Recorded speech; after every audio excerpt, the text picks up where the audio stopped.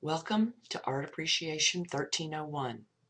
My name's Natalie Stovall, and I'll be welcoming you and guiding you through the wonderful world of art this semester. A little about myself.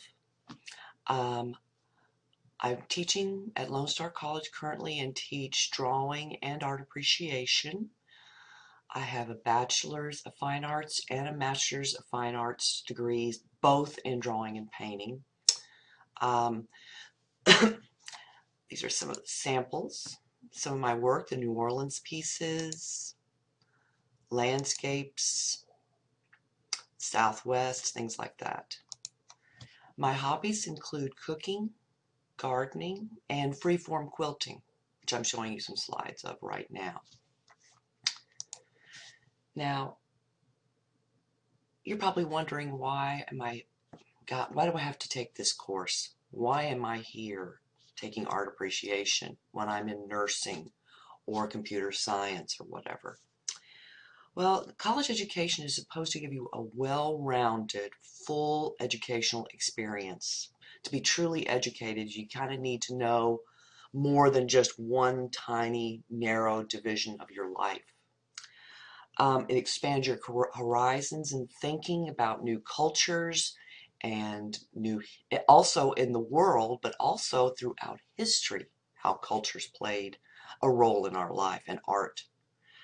It expands your critical thinking process. It makes you think of things in a different way, and this can be very beneficial in all forms of employment and the way you approach your life in general. And I think that truly arts and the humanities make life worth living. Without it, our lives would be very dull and very drab. Remember that I am here to help you succeed in this course. To begin with, let's get over some basic information that you need, the mechanics of the course. You need to have access to a computer and the internet, and you need to be able to navigate the D2L school system, the Lone Star school system, pretty well. Okay. Every week I'll be posting on the very home page of our course, under news, you'll see the list of the weekly assignments and due dates, so that you know exactly what to expect to do that week. This week, the first thing you must obtain is the Gateways to Art book, an online resource that accompanies this book. The online resource has all sorts of support materials, interactive exercises, videos, things like that can help you. And it comes automatically with the purchase of the book, and you can get it at the Lone Star bookstore, used as well. Okay. Second thing you need to do this week is thoroughly read the syllabus. And once you've read it and understand it, you must approve it and post your approval in the Dropbox under assessments labeled course syllabus approval. You must do that by the end of this week. Otherwise, you can't proceed on with the course. I want you to take special note of the grading, exams, contact information for me, my email address, phone number in case of emergencies, things like that. One note about the examinations, I'm sure you all are interested, that most of the exams will be based on the PowerPoints that accompany the Gateways book. They're from them. You'll see them under the content just normally. And then the reading is the support material for that as well. Okay, you'll be referring to the book. You'll need the book to complete the course. Okay.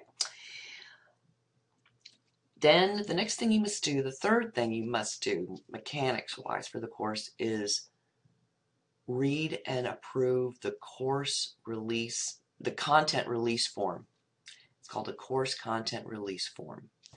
And you're going to be looking at some images and some things that may offend you. They can be very controversial. Sometimes art can be that way. And it's meant to spur that type of debate and reaction sometimes. That's part of college education, is talking about new ideas in different ways of thinking and perceiving the world. So, but I just want you to be aware that you're going to see some things. I'm not trying to change your mind or your personal viewpoints or political viewpoints about anything. I just want you to be prepared for it. You must approve that and sign it and drop it in the Dropbox labeled course content release form. Okay, that's also due by the end of the week. This week you must also read the Introduction to Art in Gateways and Unit 1.1. This week also you're going to be watching a short video, it's like 2.5 minutes, of Robert Hughes, who is one of the most famous art critics and art historians of our day. He died in 2012, I think. Anyway, he's got a very interesting take on modern art. I just want you to read it, or excuse me, watch it. It's a video. And post your response as well as introduce yourself. You'll see them on the discussion boards this week. So those are the things you need to do this week. 2 discussion posts and the reading and the course syllabus approval and the content release. If you need to contact me, please email me. I will respond with an email within usually 24 hours, probably much before that. So please ask me any questions if you have questions about navigation, any of the material, of course, and exams, grading, whatever procedures you're not clear about, okay? Excuse me. Now I briefly want to introduce, there's the page that you're going to see me in the course overview. That's where my video is. Just follow the news lead to get you there. In the Introduction to Art in Gateways, they try to give you an idea of what is art. Well, art helps us communicate ideas by visual means, emotions by those ways, helps us see the world in new, exciting ways, and it has many purposes that are cultural, spiritual, political, personal. So that's what art is, but it's visual. Where is art? Well, it's everywhere. It's in everyday objects like the shoe you see here on the slide, which is sort of a very out there kind of shoe. Museums, the Shinto shrine you see below on the sea with the rocks. Memorial, the Lincoln Memorial, that's an art place. Any kind of religious or spiritual places, all kinds of cathedrals and churches and things like that. So art is everywhere. It's more than just paintings. Who makes art? Well, today that's an interesting question, but most of the time we think of a single individual, but sometimes a team must be present to make art. Large sculptures, printmaking, other sorts, all kinds of architecture, of course. There can be artists, craftsmen, artisans. They can be famous. They can be schooled or not. They can be a genius, or they can just be a homeschooled painter.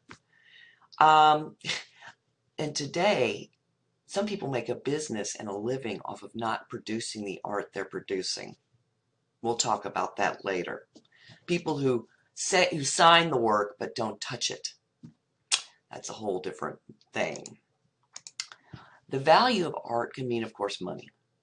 It's also going to be a personal thing, depending on your personal tastes. It can be rarity. It can have a spiritual or cultural or object value, like a Buddha or a ceremonial robe. Like some Hawaiians would never part with the king's ceremonial robe. So it all is just dependent on where you find it and what its purpose is. The main thrust of the course is going to be about learning how to visually analyze pieces of artwork. What is visual analysis? Well, let's take a look at this Winslow Homer painting, Prisoners from the Front, 1866. This is a post-Civil War painting, obviously. And we're looking at these three somewhat defiant rebel soldiers surrendering their weapons to the North. And so how do we analyze this work? Well, why does the artist choose the way that they're looking at each other. Why did you choose those particular colors? Well, obviously, you know, the uniforms are a tip-off as to what's going on. The hats, things like that, the colors, the gray, the navy. How does it reflect its historical moment? Well, it's right after the Civil War. The South is surrendering in a defiant way. How does the painting reflect the artist's personal viewpoints? And what can we learn by it by looking at other works from either that time period or before or after? That's all types of things that we're going to be learning about and learning to think about.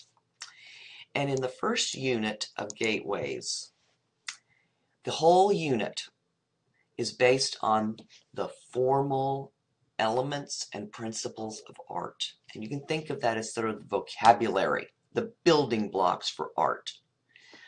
For Unit 1, you'll be talking about line, shape, and contrast. Those are 3 of the 20 that you see listed here. I don't expect you to memorize these terms, but I expect you to know them and be able to use them when you analyze a piece talking about its formal elements. When I mean formal elements, I mean the way that it is made. It is a red painting. It's got the red color, and it's got a certain composition, and it's got these lines in it, and those are the things that make up a painting. If we're to look at this Winslow Homer here, we've got deep space and depth in the landscape. We've got atmospheric perspective. Those are all formal elements. We've got color. We've got value and form to the figures, three-dimensionality. We've got all kinds of details and those kind of lines, the implied lines of the two types of soldiers looking and staring at each other. The way the piece is composed, the way the figures are composed on the screen.